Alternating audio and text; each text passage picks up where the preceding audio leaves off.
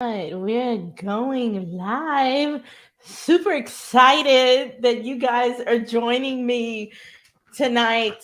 I couldn't think of three greater friends to bring on to have this conversation tonight. So thanks for taking the time with me, friends. So excited. As they are coming on, they are coming on. It is all about burnout tonight. And it's so funny that you did this during VBS season. I know, right? Amen. Have you done yours yet, Josh? So we don't have one yet. I just moved here in March. It's a small church plant. Okay, So we're not there yet. So I'm coming from larger churches and I plan to lead us there, but we're not there yet. that's awesome. You So guys this are is my coming first year in. in like 13 years of not leading one. Isn't Oh that my that's goodness. crazy, isn't it? Hey, you guys It are is coming wild. in. You are coming in. We are super excited. We are talking about burnout tonight. And of course, none of us are burnt out. So we're excited that you're here because we are going to talk about all about avoiding burnout. Debbie, I love how you mentioned that. Like, it's VBS season for children's ministry leaders across the country. What's VBS? It's just like what the smallest thing that we have to do in children's ministry, right? No big deal. Best thing ever. I know. Hey, you guys, as you guys are coming in, we want to welcome you. We are so excited that you are here. Our conversation tonight is all about avoiding burnout because in children's ministry, as you know, burnout is so real. But I want you to know that there are steps that you can take to avoid burnout. Did you know that there are healthy practices that you can do? And I have brought on three amazing friends. I'm going to tell you guys as you guys are on here, you guys bring me so much joy. I'm looking at your faces one by one. You you give me energy if I'm burnt out and I just need joy. Each and every one of you give me joy in a different type of way. And I'm so grateful for you. And I know that they are going to bring you joy and amazing tips tonight when it comes to burn out. So if you're watching this and you have a friend and you're like, oh my goodness, I know this girl is burnt out, go ahead and invite them to be a part of this conversation tonight because we are all here to grow together. So as we get started, you guys, hey, let's go around. For people who may be watching this right now, for people who may be watching this later, just really quickly, I know that you guys are like hashtag crew, but just remind our listeners who you are, a little bit about what you do, and we are going to jump and dive into this conversation. Debbie, I'm going to start with you, and then we'll go boop, and then Ricardo, and then Josh. How's that sound? Awesome. Sounds great. My name is Debbie Rhodes, and I am the Children's Ministry Director at Grace Chapel in Franklin, Tennessee. I have been here for about a year. Well, not, it's been almost exactly a year here at Grace Chapel, but I've been in kids ministry for collectively 20 years ish. Total ministry years, about 30. So, experienced burnout a few times, maybe kind of. Just a few I'll times. admit it. Okay, yeah. Yes. Yes. So that's a little bit about me. Awesome. Ricardo. I'm Ricardo Miller. I'm in Dallas, Texas. I'm originally from the Bahamas, and I've been doing children's ministry for some 25 years. And it's been a blast. I've had the opportunity to work on all different stages of a children's ministry department. And I'm looking forward to this topic on burnout. I have a very interesting position on burnout. And so we're going to dive into that after we hear from Josh. Yeah. Hey, my name's Josh Dello, married to Hannah. We have a 19-month-old baby girl named Avery Piper. And she actually just fell asleep. I was worried she was going to be screaming in the background the whole time. And attributing to our burnout conversation. Right. Thank Yeah. you. Yeah. Just adding to it. And we are at Redemption City Church in Baltimore, Maryland. I'm the family ministry director there. And we've been here since March. Awesome. Hey, you guys, as you guys are coming on, let us know where you are from. We are so excited that you are here. Hey, you guys, so we are talking about burnout this evening. You know, burnout happens regardless whether you're in ministry, whether you have a secular traditional job, being a mom, a dad, a parent, whatever it is. Burnout is everywhere. But explain to us, in your opinion, and this is why I love having so many amazing voices on here, because you get so many different perspectives, and sometimes it's just one person's perspective that really gets to someone else who's watching, or sometimes it's this person's perspective. So I love having all of these amazing different voices on here because you get to hear them all. But tell us, why is it so dangerous being burnt out when it comes to being a children's ministry leader? Why is that so dangerous? Don't jump, all in at once. I think it happens to so many because children's ministry is fun. Yeah. Most of us joined this kids ministry family because we love kids and we want to do ministry well. And it's really hard to draw lines and draw boundaries when what you do is what you love. And you find yourself just saying yes and piling on more and more and more. And not just do we love it, but we know that it's of eternal value. Yeah. And so we love it and it's valuable. And therefore, it's really luring to just say yes to everything and pile on so much that you're not caring for you or your family, and then therefore you're not caring for anybody else well either. Yeah, and that creates a pretty dangerous situation. Debbie, chime in on this conversation. Why is it so dangerous as a children's ministry leader to just continue to operate in burnout? Yeah, I think that the enemy, like, we get targeted, and like, you've heard the sayings about, just getting us busy, and like the enemy can just get us busy, and then we can get off track. And we just become burned out about it. But if we, as children's ministry directors, we get so burned out and we end up out of ministry, we end up quitting, like the enemy gets a stronghold in that. We could lose a whole generation, and once he gets in there, that's where we really start the whole kids ministry, like it all just suffers. And so I think it is, the opportunities that God has given us is so vital, and we have to protect that. And I think sometimes we don't take that seriously.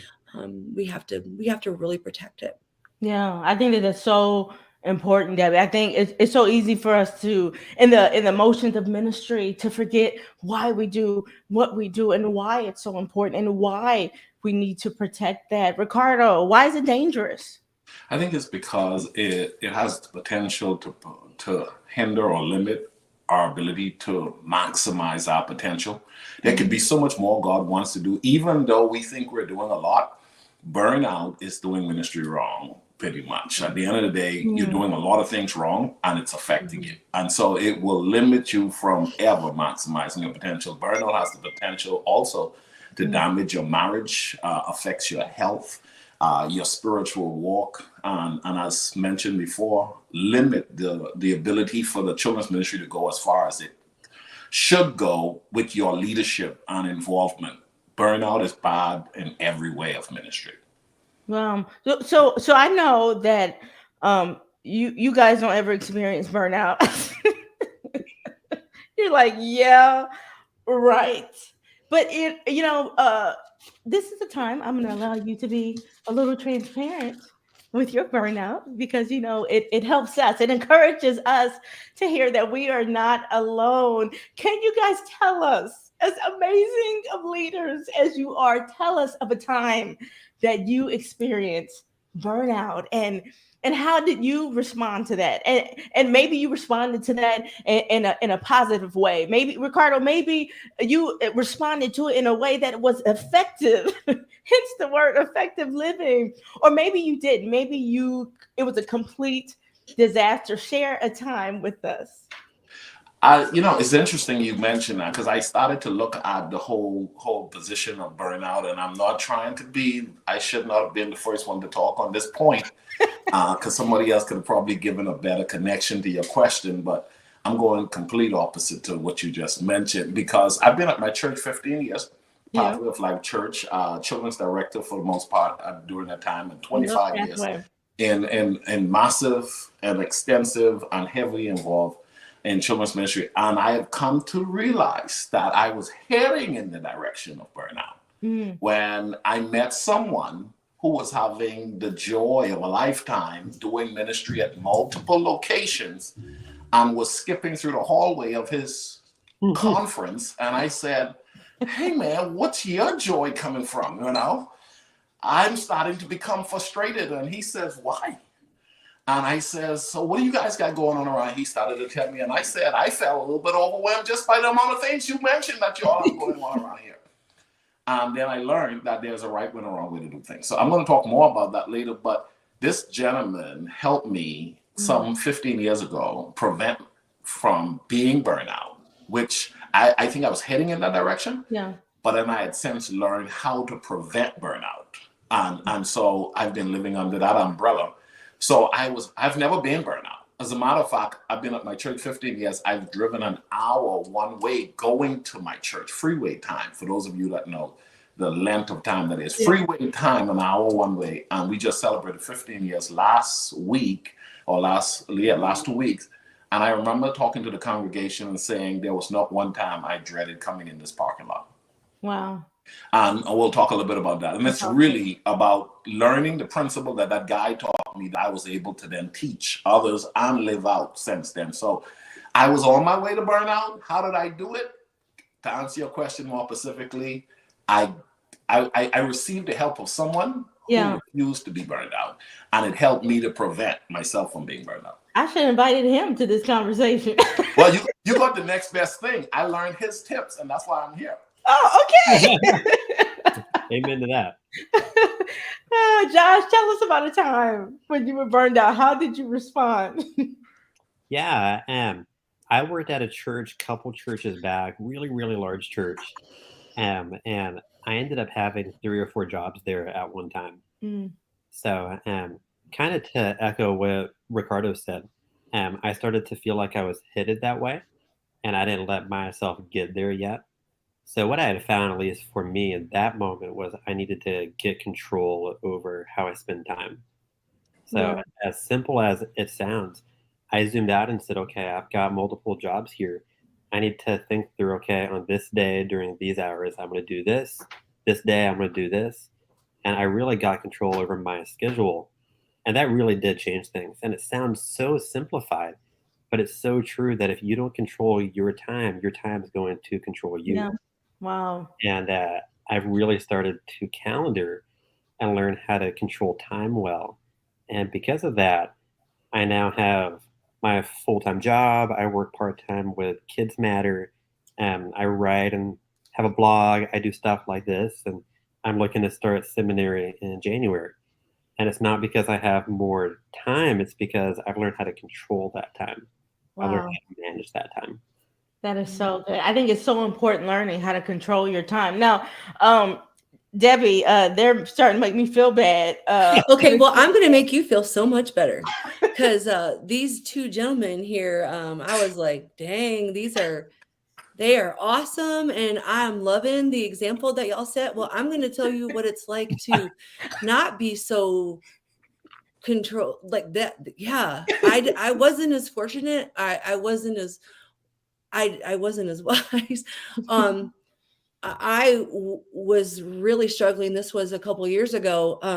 It's been about 3 years now, and was completely. I'd been through a horrible situation. We had a horrible situation with our church that we had been dealing with for several years. Church split stuff. Working multiple areas within the church, just struggling with family, just a whole bunch of stuff. And, I was like, I got it all together. I'm ministry. I got it all together. I got to keep everything going, keep everything. And my time was controlling me. So Josh, I love the way you said that. Well, I felt out of control. So you know how I ended up dealing with my burnout? I ended up eventually, no matter what, if you do not allow God to help you and you do not get it right, it will take over you. It will take you over. And sometimes you don't know when it's going to happen, and you will fall apart, and you don't know when it's going to happen or how it's going to happen. Well, I'm going to be very vulnerable with y'all. I ended up, here I am, a ministry. I was children's pastor, executive director at a church. Yeah. And I ended up with an eating disorder. Mm. And it was horrible. And it was horrible. Yeah. Because that was my only way to be able to control things. I felt so out of control. Luckily, prayerfully, God was able to help protect me and shield me. I was able to get myself, loving people around me, able to get counseling, be able to just pull through all of the muck and the mire and be able to see, like, okay, what is actually at the root of all of this, and be able to work things out and figure things out the way it should be. And it's been beautiful to see, because there is life after burnout. And just because you burn out does not mean that you're out of the ministry, does not mean that that's a lot of times we're thinking, oh, I'm done. Look what I've done. Look what's happened. God, once he calls you, you're in. Like he doesn't want you to be out. He has a plan for you.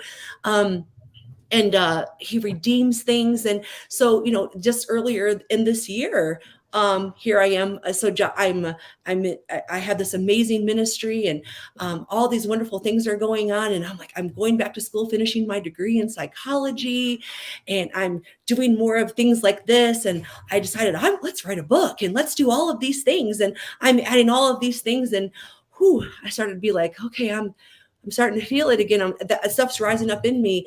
And I remembered the tools that I was able to learn and the things I was able to do. And it's like, okay. And was able to figure out what I needed to prioritize and to be able to help control my time before it controlled me. So.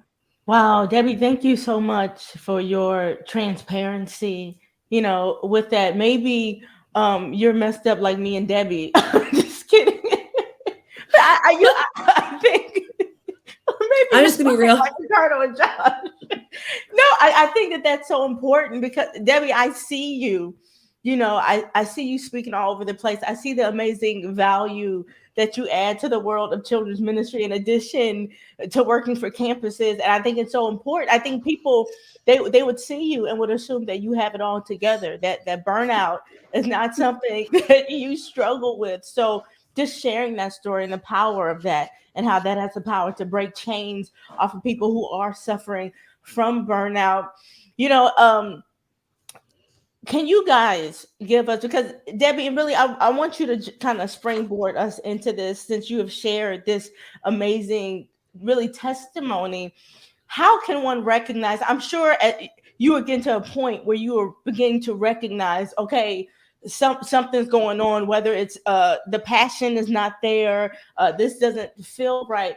What are some things that we can recognize that we should be looking for when it comes to, listen, brother, you are on your way to burn out, and it is time to pull back now? What was that like for you?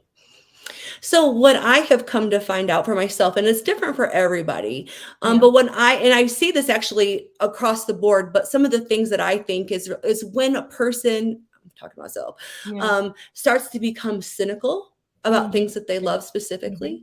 When you begin to, God expects us to, think the best of people.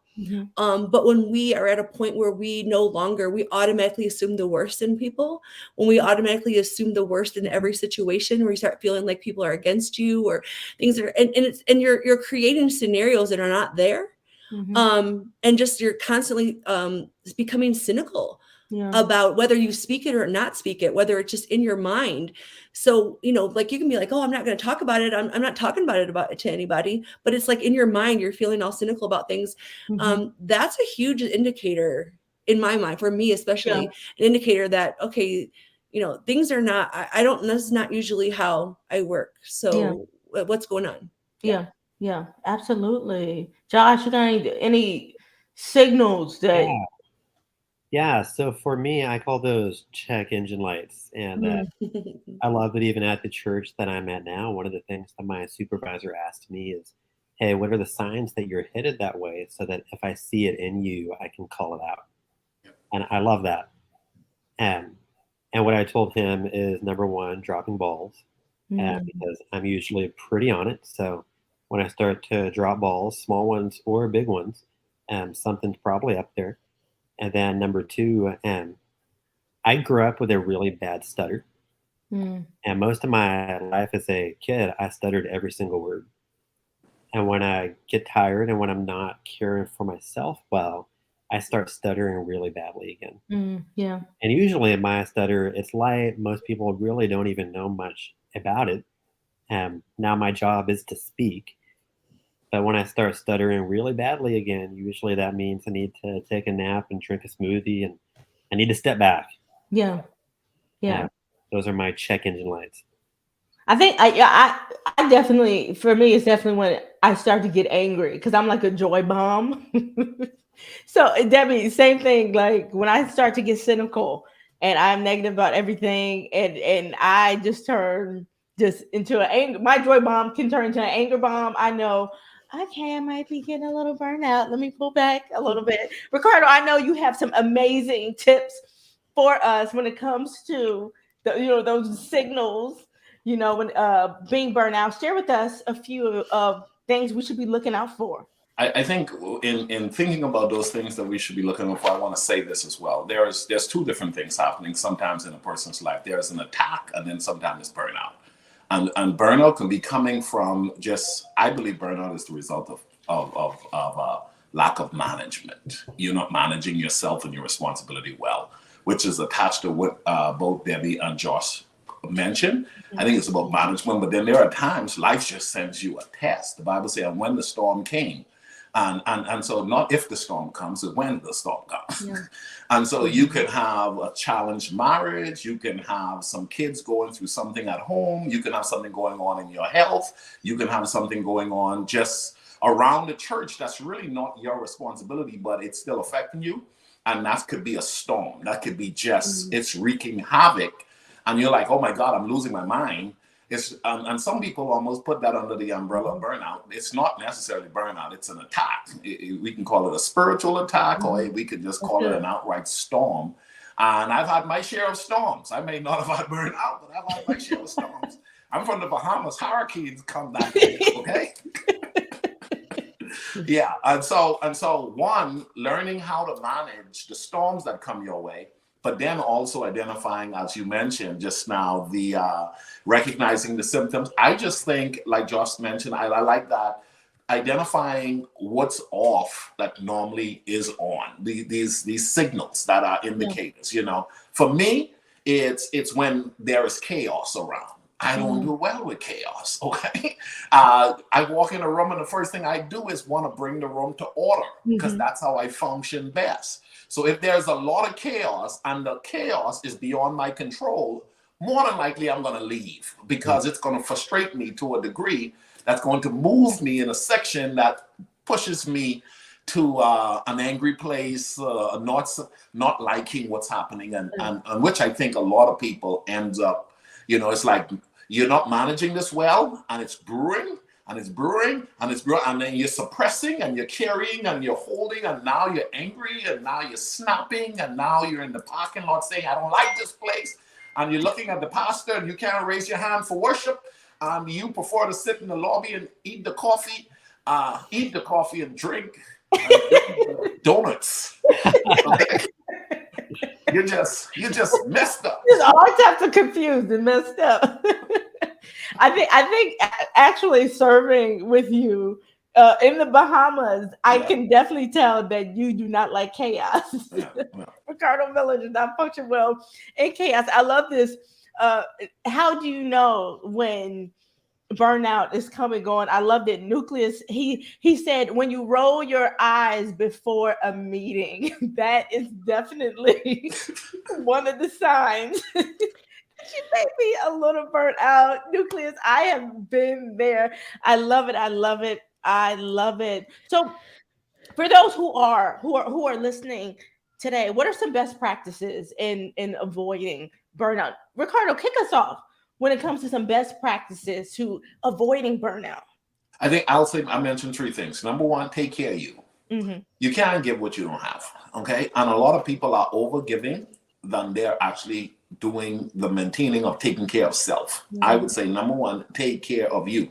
Number two, whatever is being given to you, make sure you can manage it. If you can't manage it, then you need to become really good at delegating or outsourcing or refusing. Delegating, outsourcing, or refusing. Because if you can't handle it, it's going to hurt you. And then last but not least, just really learn how to be anointed in saying no.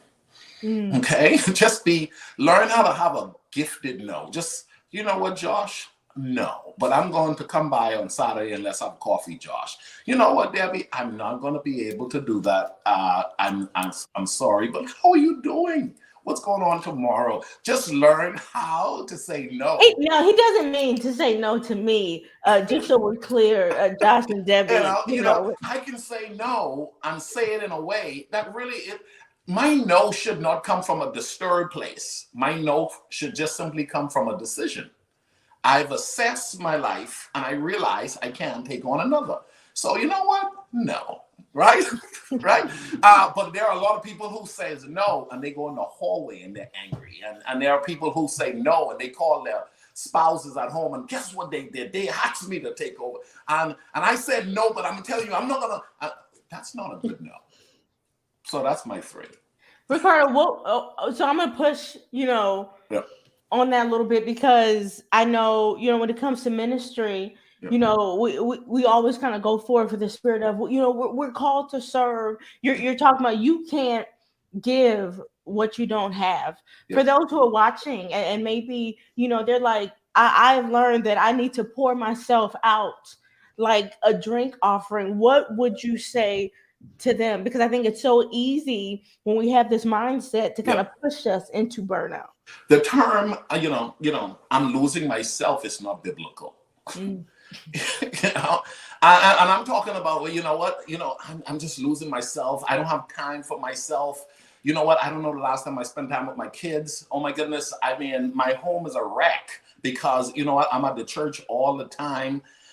These are not good terms. Okay, and somewhere along the line, you've lost yourself in doing ministry and not found yourself in Christ and having the opportunity to serve in ministry.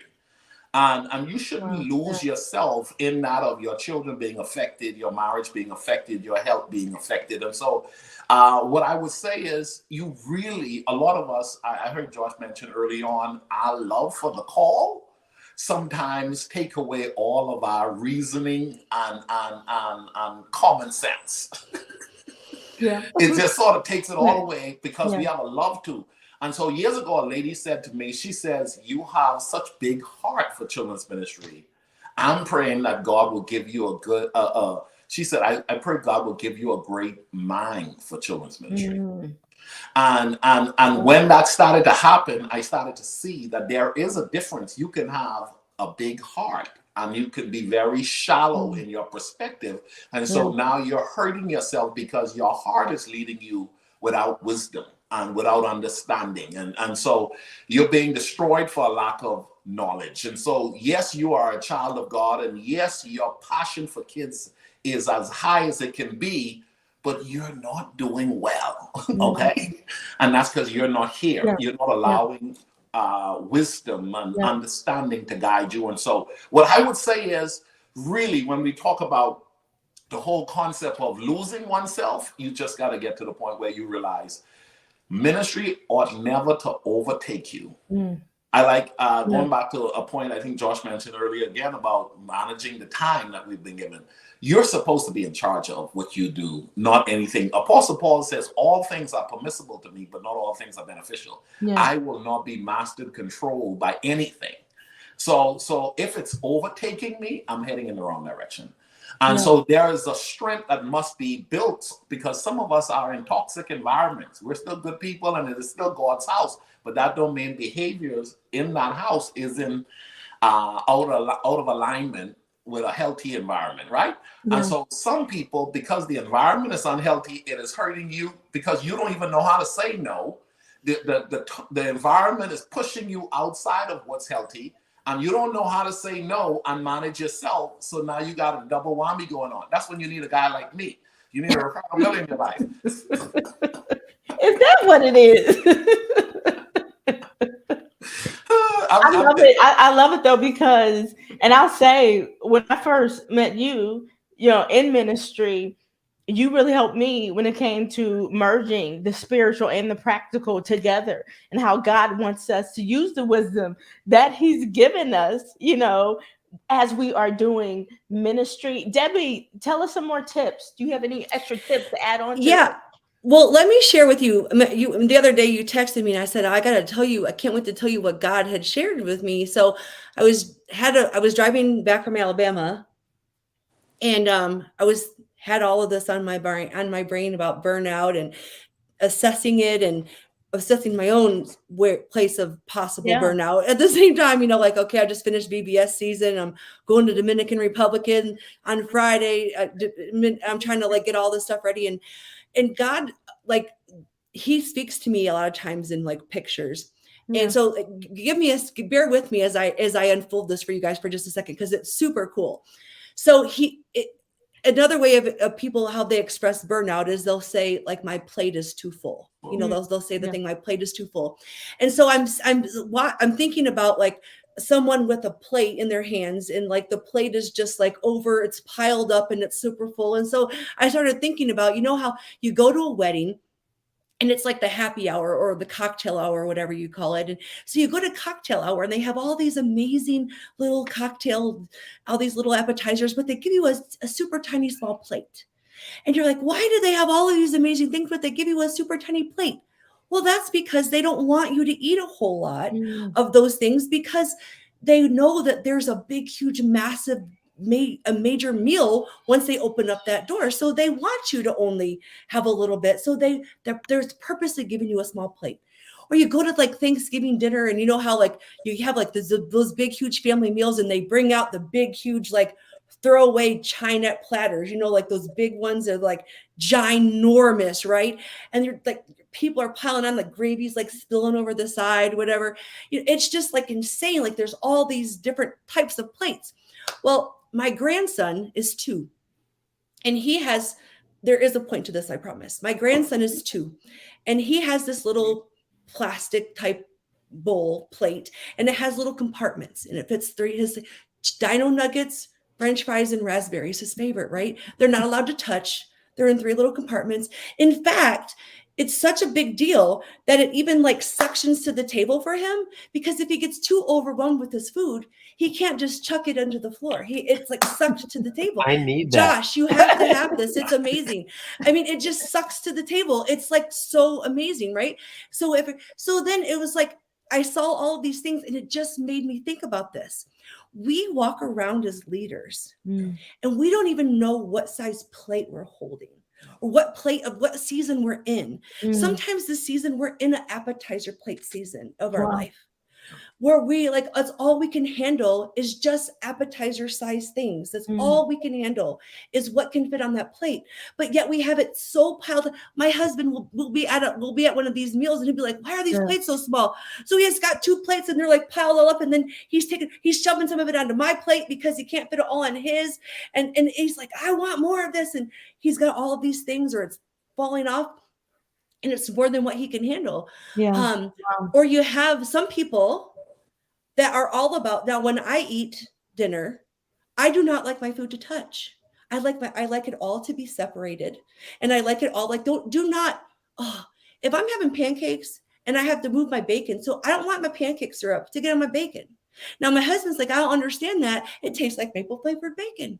Well, if I wanted maple flavored bacon, then I would order maple flavored bacon. I don't want my bacon to taste like maple flavored, because I just want regular bacon. I don't want it to touch. I don't like that flavor. And I like it to be separated. Like people, that's how like things. So think about your life plate. Do you like things to be, Ricardo, you just talked about how much you love order. Some people, their plates have to have order. They need them to be in nice compartments. I work with someone right now. She likes things in compartments. She has a family compartment. She has her work compartment. She has her kids for school, things at school. They are not allowed to mix. She cannot handle them if things are mixed. She gets confused. It gets overwhelming to her. In my season, like, okay, in my life season, just throw it all on. I don't care. I'll just mix it all up. In my season, I don't have young kids at home. It doesn't matter to me. Just chuck it all in there, mix it all up. It all comes out in the end. That's just how I am right now.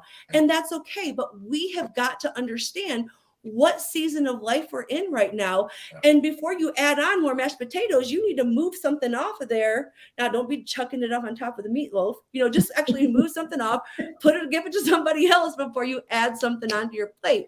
And so I know this is a crazy word picture, but God, this is like help me to understand. And then as leaders, I know I'm jumping the gun. As we lead our teams, a lot of people that are on here right now, we're leading teams. We have to help our people that we're leading to understand what kind of plate their life plate is. Like, what size are they carrying around? Are they carrying around a platter when they should be carrying around a toddler plate? Are we shoving things onto their plate just because we want these things? We want these things on their plates, but they can't actually handle it.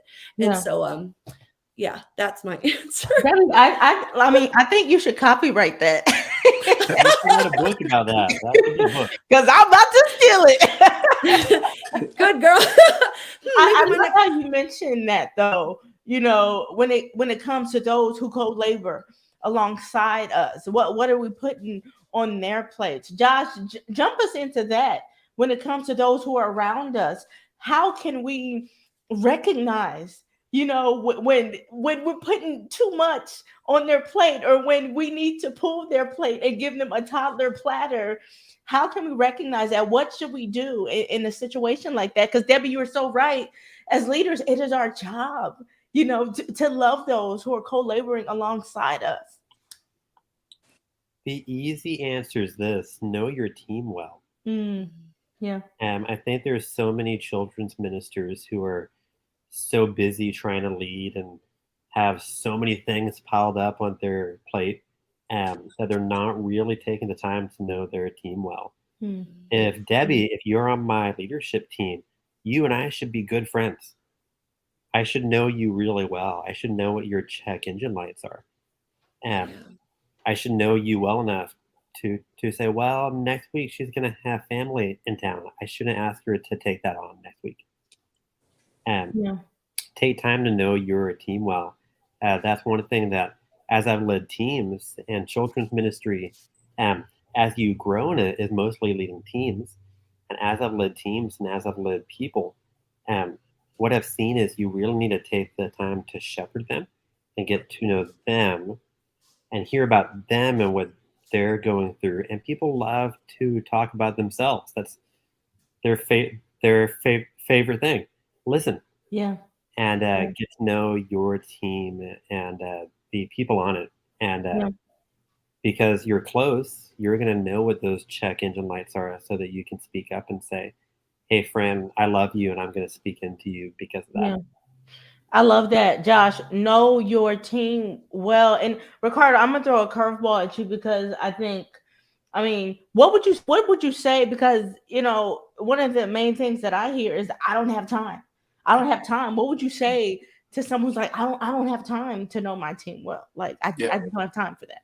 I'm just really going to push it back to my main point in this whole burnout talk, and I'm going to take it back to management. We all have been given 168 hours within a week. Nobody has been given more time than anybody else. However, if your house is cluttered, going back to Debbie's analogy of the plate, I'm going to use cluttered, you just feel everything's just everywhere. No matter, the best of us will feel overwhelmed in a place that has been overtaken by stuff, And so if your week has been just thrown at you with just so many pieces moving, eventually you're going to find yourself in a bad place. And so I just think it goes back to management. You have to decide, okay, and listen, all things are permissible, but not all things are beneficial. Some things can be done this week. Some things can be done next week. Some things can be done next month. Some things can be done by me. Some things can be done by a team member. Some things need to be done by an outsourced agency. Okay, you just got to stop, and you have to look at, okay, what should I be doing? What should I not be doing? What should someone else be doing? And what should never even come to me? Okay, now we have in children's ministry where we've bred a whole generation of children's ministry leaders who feel as though they've been called to be all things in children's ministry. I think that has hurt children's ministry more than anything else. I think we're in the era of leadership and management at its best. Yeah. We need outstanding leaders in children's ministry who can take the children's department to a great place, and we need phenomenal managers who can sustain it in a healthy place. Leadership will take it there. Management will sustain it. If you're doing phenomenal things, that could mean there's some great leadership in the space. And so you need both leadership and management, and you need that in your personal life, but you also need that in children's ministry. And so the children's leader who believes they're going to do it all, if you're still doing the Walmart run, you're still copying the curriculum, and you're still sending out the email schedule for workers, if you're still doing the games, I'm teaching the lesson, I'm doing the offering, and you want to get to the sound booth and says, hold on, let me change that CD.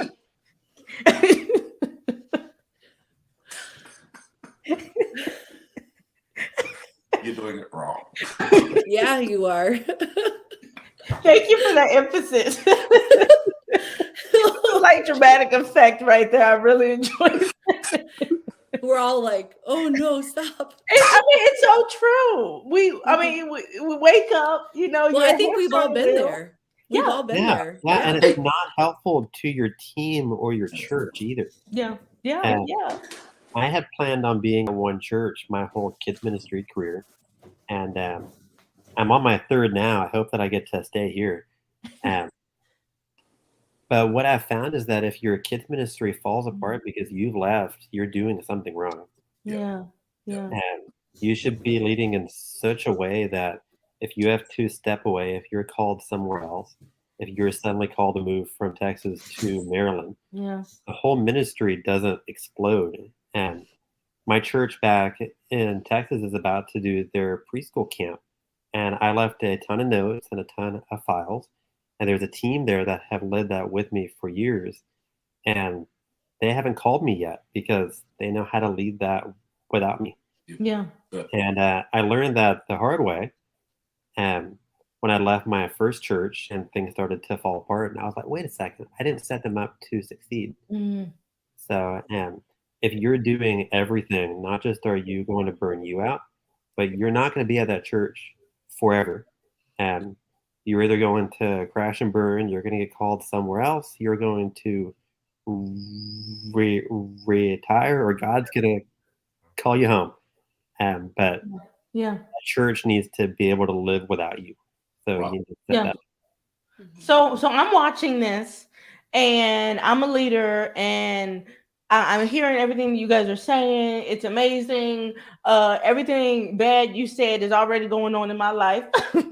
I am already burnt out. Debbie, I have the plates, and it looks like Thanksgiving. I got mashed potatoes on top of meat, and it is just crazy. I'm already on this path of being burnt out. For the leader who's watching and they are experiencing that, what can they do to kind of walk that back a little bit? I'm already in this place of burnout. What can they do? Yeah, I think it's not easy. It's not easy. There's no like, okay, let's just burnout's off. Okay, I'm going to blow out the candle. It's fine. Yeah. It's an intentional, okay, this is what I have to do. You have to intentionally, okay, I know that it's busy, but I'm going to take a couple of days off. I'm going to do it. I'm going to sit down. I'm going to unpack my plate. I'm going to like list everything. And you're going to try and take like what Ricardo was saying. I'm going to look, okay, what are all on my plate? What do I have to put back on my plate? My family has to be on my plate. My health has to be on my plate. Like what has to be on my plate? What can I put on somebody else's plate? Or what can go in the freezer for now? What can we, and we have to, just recently I went through this situation where, I'm trying to finish my degree. And I had this thing where I have to graduate this semester. I was so like, I'm going to graduate when I'm 50. Like, I'm doing this. I'm 50. I just turned 50. I'm graduating. And I was taking way too many classes, and my husband's like, oh my goodness, you are just driving me crazy. You're getting out of control. What you're like, you're not even going to bed. You're like staying up all night. What's going on? And I had to make the hard decision, things that are good. These are good things. They are wonderful things, but they're not allowed to be on my plate right now. I was like, okay, I'm only allowed to take 2 classes. I'm not allowed to take 4. I only can handle 2. Yeah. And so like, I have to what am I allowed to do? Oh, the book's going to have to wait till this summer. Like I'm going to have to literally stop. These are all good things, but I can't have all these amazing things on my plate right now. And what can be put on my plate? And it's hard because you have to you're giving up good things.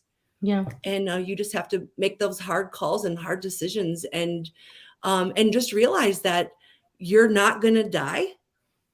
If you're not doing all of the things. In fact, but you're gonna die if you don't. I'm not necessarily physically dying, but I have seen too many people in the ministry become so angry and so frustrated because of ministry and good things that they end up quitting, and they end up giving up on this amazing ministry that God has given them because they haven't, like Ricardo said, they haven't managed it well. They haven't led well. They haven't taken what God has given them and stewarded it well. I mean, I've been guilty of that.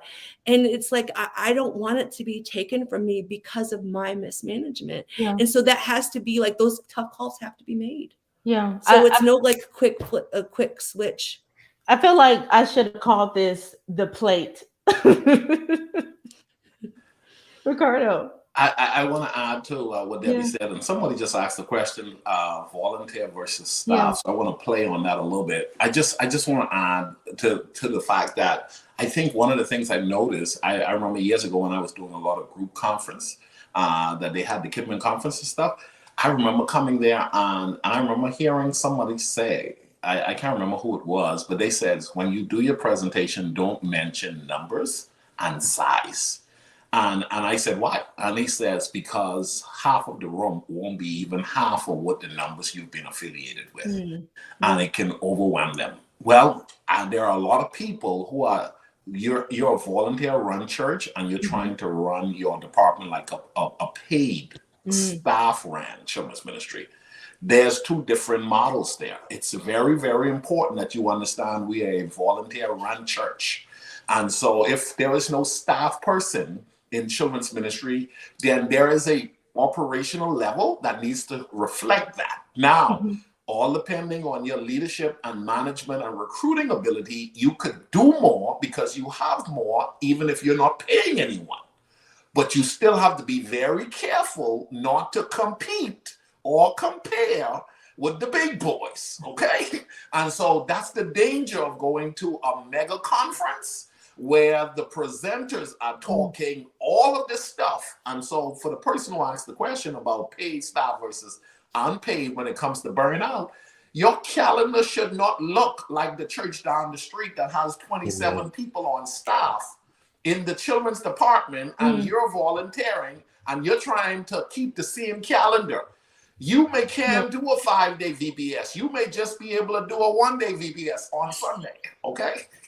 You may need to do a weekend VBS, right? But you need to manage yourself in proportion to where you are and where your church is. And so for the unpaid person, what I'm going to say is you can do more if your church have more, even though you're not paying. And for the person who have staff, I know a lot of churches that have staff and the church is still weak because the workers are weak. Oh, sorry. Excuse me. I'm off subject now. No, I saw Nucleus. I saw that you put that in there, and I think that is so good. We have another comment in here that says, one thing that I've done when it comes to burnout that helps me is letting my inner circle know when I may be struggling or I need prayer.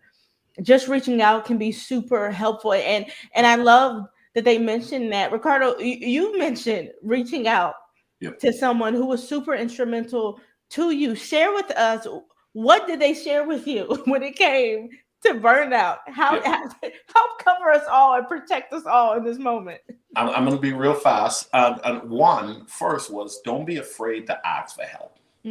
Okay, years ago, I wake up every morning. I tell my team this every time I show up and walk in a room. I start thinking, what is it that I'm called to do? And then my next question is, who's assigned to help me with it? Who's assigned to help me with it?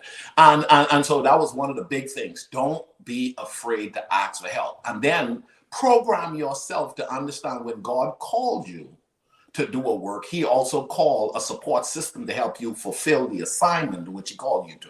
You may just, watch this, I'm going to use the fishing analogy real quick. You're called to fish in a pond that guarantees that has fish. But if there's no fish biting, it's not a fish issue. It may be a bait issue. It may be the size of the hook issue. It may be the time of the day issue. It may be the season for which fish you're trying to go. And so he says, study your environment and identify what it is that you're really wanting. And then last but not least, he says, use people where you're needing them and they're gifted in. Before, I used to hear people say, we need children's ministry workers. And I think that's a bad way to recruit, because a lot of people will say, I don't work with children. I don't like children. And so now I'm approaching, I heard Josh mention relationship. I connect with the guy. He says, you know what? I'm an engineer at my church. I said, hey, you're an engineer. You know what? Our children's ministry is looking for a creative designer to help us with props. Can you help us out? He said, man, I can definitely do props, but I don't work with kids. You're over stage prop for VBS, for Christmas programs. And then someone says, you know what? I don't do kids, but let me tell you something. I work on computers all day. How about you managing our check-in system? Okay, our check-in system. Another person says, hey, I don't want to work with kids, but you know what? I think kids need to be taught well. How about you work with our curriculum department? You will never be with the kids, but you can help make sure workers get curriculum on time. You can assess the curriculum. You know, most churches don't have time to assess what those curriculum have in relation to their belief system, because the children's department will tell you, the children's director will tell you straight up, I don't have time to read the curriculum. I'm just trusting that that company has produced something in alignment with what we believe. Well, there are people in your church who would love to help with your curriculum if you would build your model to manage what you've been called to. But you have to get comfortable at releasing. And then last but not least, the guy told me, don't feel bad when help shows up, and be extremely grateful and appreciative when they do say that they can't, but you know their hearts to want to, because they'll come back again because you approached it correctly. A lot of people deal with people wrong when they can, and that's why they can't get the return back from the people, because they dealt with them wrong when they can. So there was a lot of little pieces in there. You're gonna have to watch this over again, those of you who are watching. I took notes. Thank you, Bob.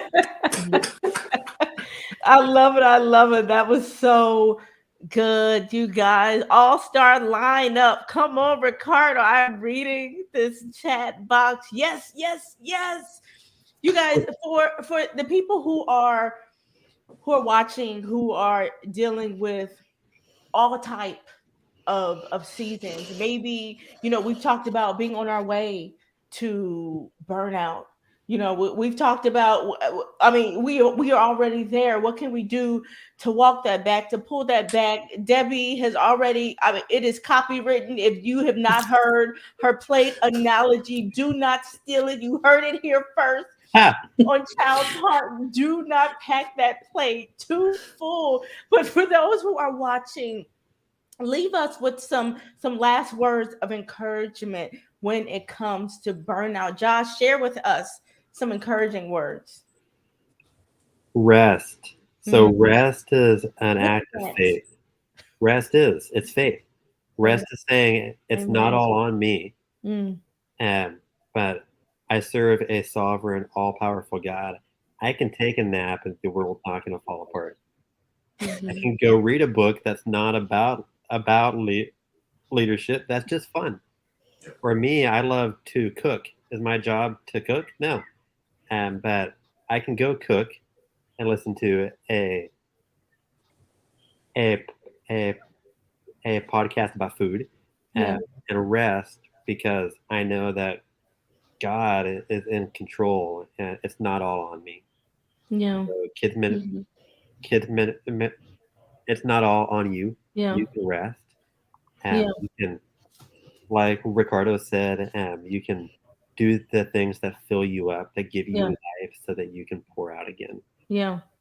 I Take love a that, nap. Josh. I mean, when it comes to rest, I think that as leaders, we can beat ourselves up. Mm-hmm. You know, when it Mhm. comes to actually taking that rest, we don't have time to rest. You know, Mm-hmm. so I know for me, my body will shut down when Mm-hmm. it's time to rest, but Mhm. it's still not restful because I haven't given myself permission to Mhm. rest. And I think as leaders, especially in children's ministry, we need to take care of ourselves. We need to make sure that we are giving ourselves the mental permission to stop and rest, because like Josh said, everything, the world is not going to fall apart because it's not in our hands, but it is in his hands. I love that, Josh. Thank you so much. Debbie, share with us some encouraging words. First of all, just to tag off of what Ricardo was saying, I guess it was for Nucleus. Is she the one who asked the question about volunteers? Yeah. Was she the one? Okay, so just He's Nucleus, we know that you're a dude. oh, dude. Okay, sorry, dude. Nucleus. Okay, so the last 10 years before I came here, I spent at a mega church, 4 campuses. It was 90% volunteer led. Mm, Mega church, 4 campuses, 90% volunteers. It can mm, be done. Now it takes a while to get there, but it goes back to what Josh was saying about relationship, proper leadership management. It can be done. But it's you gotta all that the priorities, their focus has got to be there, but it can be done. It is yeah, possible. So just know that. I would say, as far as to end, wrap this all up is it's okay to have boundaries. It is yeah, okay to have boundaries, and do yeah, not. I think a lot of times we are the ones who make ourselves feel bad about having boundaries, mm, and other people will respect them, but yet we're the one who do not respect our own boundaries. mm, And so we were like, oh no, I have to handle that. No, we don't. We have people that we put in place to handle those things. We need to allow them to do those things. Maybe they don't do them exactly the way we ask them to do them, but they're getting done. We're allowing them to lead, allowing them to do their job, allowing them to grow in their leadership. We are leading, and we need to have those boundaries and set an example. And I think that's just so very important, is setting those example of boundaries so that they can also learn proper boundaries as well. I love it. I love it. Set those boundaries. Yes. And give ourselves permission to give those boundaries. I think that, Debbie, I think that we kind of set the tone. And when we don't Mhm. respect our own boundaries, that sends a message to those who are Oh around us. yeah, They don't respect their own boundaries. Why should I respect their boundaries? right. And Yeah. if we're not respecting the boundaries of our own team, Mm, like we're like, it's their day off. Why am I calling you on your day off? Why am mhm, I texting you or messaging you on your day off? That is absolutely wrong. I mhm, should absolutely not be doing that. And mhm. so we have to set a respectful boundary on our team. And it starts with us. Yeah, absolutely. Ricardo, leave us with some last words of encouragement. Hey, Debbie gave me the closing point that connects to my point, and that is it begins with us. Yeah, It yeah. begins with us. And so my premise is you have to build it around this whole, I'm a believer that the concept of effective living speaks to if you aren't doing well, what you're called to won't do well either. And so the 5F, faith, family, finance, fitness, and fun. You have to take care of you. Faith, family, finance, fitness, Mm, and fun. I teach my team, we have a burnout-free environment. There is no burnout. When you manage these things well, you won't take the call and you won't respond to the email. mm. Go get my book, Effective Living. Okay? Go Oh, get my should have book. grabbed it. Hey, I'm only Esther for your viewers tonight. I'm gonna give them I'm creating a life. I don't need a vacation from t-shirt that goes with the book. Okay. I'm creating a life I don't need a vacation from. It's called Effective Living. Go to the website. If you order tonight, send me a note and said I watched it on Esther's conversation, and you get a free shirt with the book. But here's the deal. faith, family, finance, fitness, and fun. You want it all, you can have it all, but it demands that you manage your life at a higher level, and boundaries will come with that, because your family matters, your faith matters, your health matters, your finance matters, your engagement of enjoying life matters. Fun is a part of life. Enjoy the journey. Speaking of, Catherine said, great plug, Ricardo. Speaking of that plug, you guys go around and tell us how we can follow you. We want to still be able to follow you after this rich conversation. Debbie, how can we follow you? You can follow me on Facebook and Instagram, Debbie Rhodes, RHOADS. Also, you can get in touch with me, Debbie@gracechapel.net. Always get in touch with me through, except for on my days off, because I won't answer. Boundaries. But anyway, yeah, I'd love to talk to you if you ever have any questions. Awesome. Josh, how can we follow you? Josh, you're muted. Sorry, my cat was meowing a bunch. So you can follow me at Joshua Zello on Instagram or Facebook, and then preschoolpastor.com. And I've been preparing content that's going to be rolling out there to equip you to train up your team really well and lead them and love them really well too. Awesome. That's awesome. Wow. Well, my book's not ready yet, or I'd be telling you about my book. So maybe the next time by fall, my book will be ready. Then I can. Where's my books? I mean, why was I not thinking about this moment? My book's not ready yet. By fall. Knowing that I invited Ricardo Miller on, why was I not thinking about this marketing moment? Well, Esther, somebody already asked, where's the link? And like I said, for real, the t-shirt comes with the book only tonight. Okay, it's like buy one, get one free kind of night. Only, I feel like Jim Wagman tonight, okay? but Jim has the buy one book, get two free kind of deal. He's awesome. I love Jim Wagman. But listen, I hang out with him on Friday. I know, right? Hey, get your book at ricardomiller.com. You can follow me on all social media platforms at Ricardo Miller, Coach Ricardo Miller. Get the book, $24.95 on my website. And guess what? I will sign it for you and send you a t-shirt with it. Which is gold. That means it's priceless.